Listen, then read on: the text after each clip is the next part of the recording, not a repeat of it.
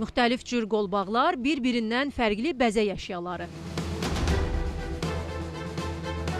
Qulağa qəribə səslənsə də, bütün bunlar insan qanından və saç tüklərindən hazırlanır. Sosial şəbəkələrdə bu cür bəzək əşyalarının satışını həyata keçirən səhifələrə rast gəlmək mümkündür. Yazılan şərhlərə diqqət etdikdə vətəndaşlar tərəfindən olan marağı da açıq-aşkar görmək mümkündür. Nəzərə alsaq ki, bədəndən qanın götürülməsi prosesi tibbi, gigiyenik cəhətdən riskli məsələdir, o zaman adi dükan şəraitində bu əşyalar necə hazırlanır? Tibbi ekspert Zakir Quliyev isə bildirir ki, tibb müəssisəsi daha dəqiqi laborator şərait olmadan qan götürmək qətiyyən olmaz. Onun sözlərinə görə bu zaman edilən ən kiçik gigiyenik səhv belə qana infeksiyanın keçməsinə və ciddi problemlərin yaranmasına səbəb ola bilər. Birinci növbədə infeksiya riski çox yüksəkdir.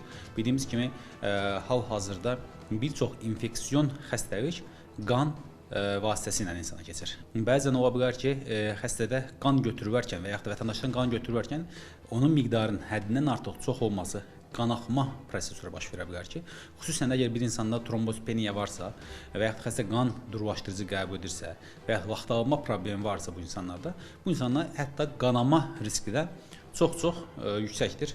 Ona görə dediyimiz kimi, yəni bunun ev şəraitində götürülməsi və yaxud da hər hansısa bir qeyri-tibb işçilərin götürülməsi bir mənalı yol verilməzdir. 3-4 qram götürmə məqsədi ilə götürdüyümüzdə ciddi qanamalarda baş verə bilər xəstələrdə.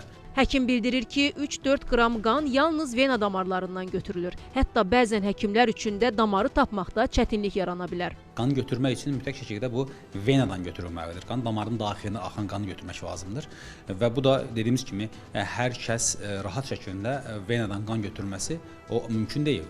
Ona görə də venadan qan götürüləcəksə mütləq və mütləq şəkildə tibb işçisi tərəfindən, lisenziyası olmuş tibb işçisi tərəfindən bunun olması mütləqdir. Dəri altına qanın yığılması, hematom kimi problemlər ortaya çıxa bilər. Bəzən hətta bu ola bilər ki, biz normaldan qan götürürkən venadan götürürük. Arteriyadan qan götürürsə, bu zaman isə bildiyiniz kimi arteriya daha sürətli və təzyiqlə qan axan bir damardır. Arteriya düşürsə də bu zaman isə daha ciddi qanaxmalar gətirib çıxarda bilər.